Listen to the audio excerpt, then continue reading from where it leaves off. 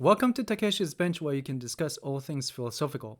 This is the second episode on Chinese philosophy for beginners. I promised in the previous episode that I would introduce 3 books to start our exploration into the field of Chinese philosophy. And then the second book, which was supposed to be T.H. Fang's Chinese Philosophy, Its Spirit and Its Development. And I was going to introduce this book in the second episode, but there are several problems. First, this book is like 500 pages or more. So I need a little bit more time to read through this entire thing and introduce its content to the viewers.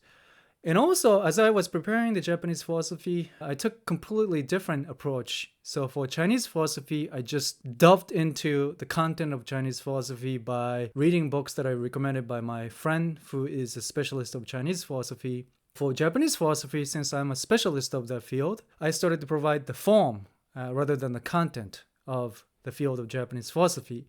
But then as I was reading Chinese philosophy, I started to wonder maybe it would be useful for us to have a framework. So something similar to the source book that we have in Japanese philosophy. Should we have something like that for approaching the history of Chinese philosophy? And so this is a sort of a supplementary episode for the rest of the series. So can we have something like a source book in Japanese philosophy in the field of Chinese philosophy? So I asked my friend, hey, can you introduce me some book that we can use as a source book for Chinese philosophy? And I did receive an answer. So in this episode, I'd like to introduce that source book or the framework in which we can study the history of Chinese philosophy and then do a little bit of exercise for using that form. So let's take a look at the history of Chinese philosophy. The field of Chinese philosophy has this famous book called A Source Book in Chinese Philosophy, translated and compiled by Wuzhi Chan, published by Princeton University Press in 1963. You can already feel the differences between Japanese and Chinese philosophy, right? Japanese philosophy has a source book published in 2011, and Chinese philosophy published a source book in 1963. So basically, the field of Japanese philosophy is 50 years behind the Chinese philosophy. Wuzhi Chan, or W.T. Chan, is a famous philosopher from China, or scholar of Chinese philosophy from 1901 and 1994. He divides the history of Chinese philosophy into 2 categories. Remember, in reference to Japanese philosophy, you have historical category, traditional category, and thematic category.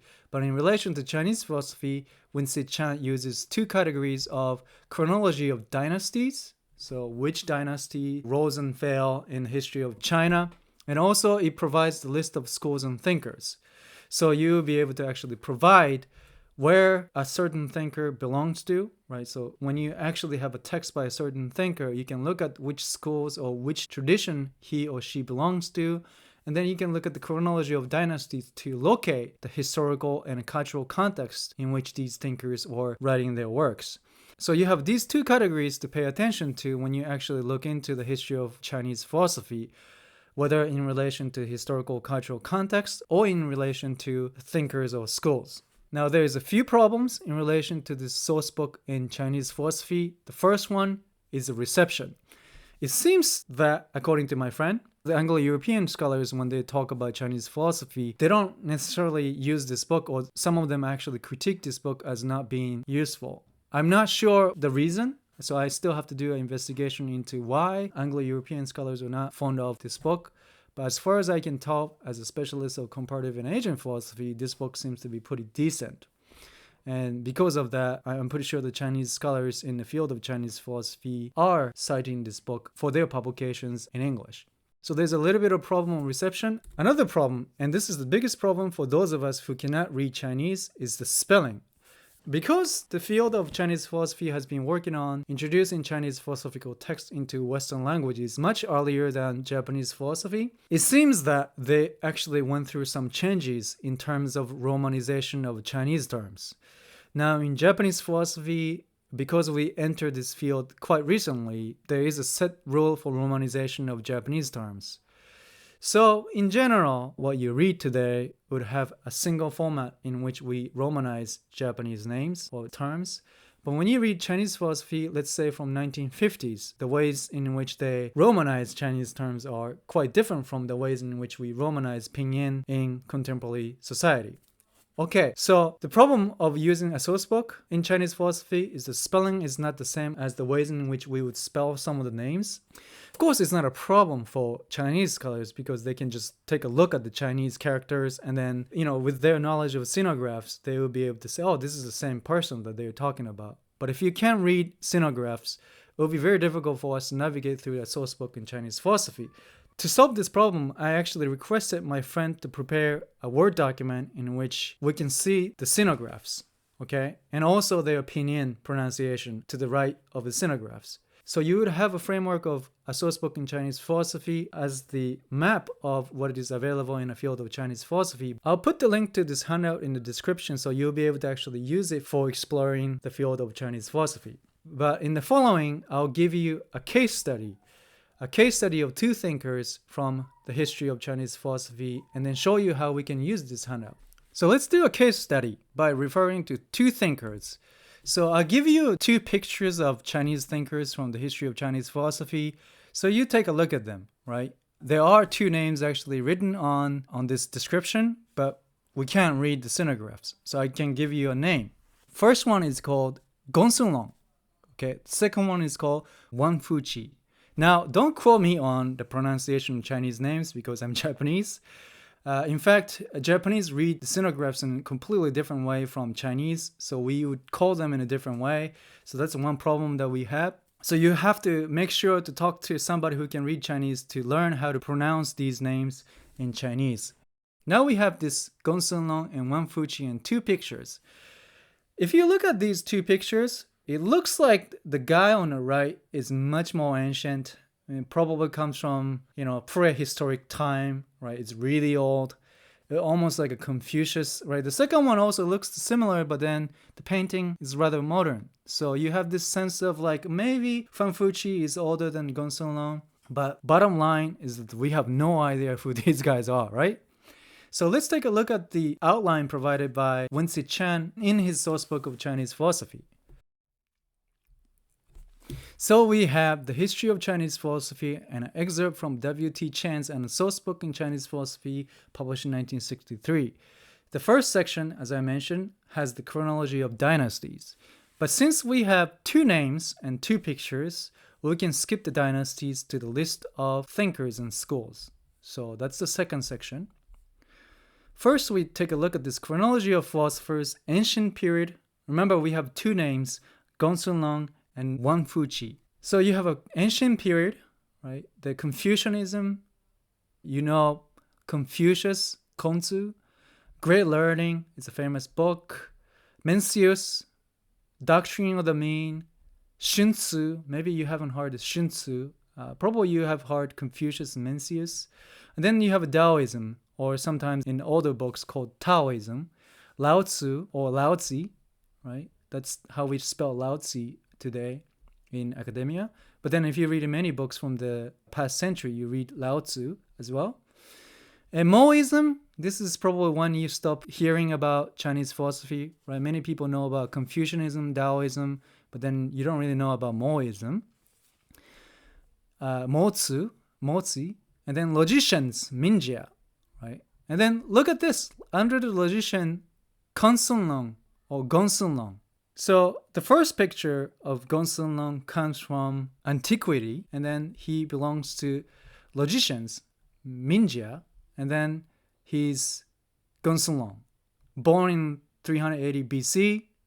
So he's an ancient philosopher from Chinese philosophy.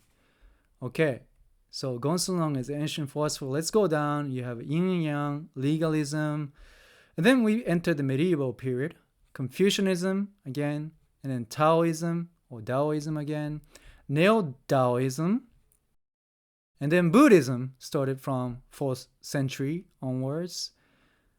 You have different schools of Buddhism, and some of them came to Japan, or Tiantai school or Tendai school in Japan, right? Huayan school came also to Japan. Famous one, Zen school, Chanzong, right, in the 5th century. So on and so forth. Then we are entering modern period because we're not seeing Wang Fuzhi yet, right? So you go up, Sun Neo-Confucianism. We don't see his name there. And then you might have heard this Li Shui from modern period. Another famous thinker, Wang, he belongs to Min Neo-Confucianism. Wang Yanming, who has influenced the Kyoto school thinkers in modern Japanese philosophy. Then you have a Qing Confucianism. You have materialism, practical Confucianism, and then principle as order. So there's three types of Qing Confucianism in modern period. And look at the first one, Wang Fuzhi, or Wang Fuzhi, or Wang Chuanshan. So he has two names, but he belongs to modern Chinese period of the school of Qing Confucianism. And then he was alive between 1619 to 1692. Okay, so we have located two thinkers. Okay, remember these dates and then go back to the chronology of dynasties. Okay, so Gonsung was born in 380 BC. So you go back all the way to the chronology of dynasties in the beginning of this handout. And you go, okay, where is the 380 BC? 380 BC would be, I passed already, right here. 403 to 222 BC, Warring States, Changguo. Okay, so that's the time when Gonsung was active. This is the historical context in which he wrote his text. Where is Wang Fuzhi, Qing Dynasty? 1644 and 1912 actually. So if you go down to Qing Dynasty, 1644 to 1912 is where Wang Fuzhi wrote his text. Remember the first episode where I talked about Gu Hongming?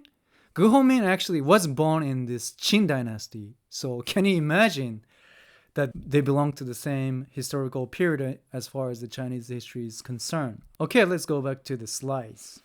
So we have two pictures of Gonsung and Wang Fuzhi, and we tentatively guessed that the Wang Fuzhi might be coming from much older tradition than Gonsung, purely based on the pixel of the pictures, right?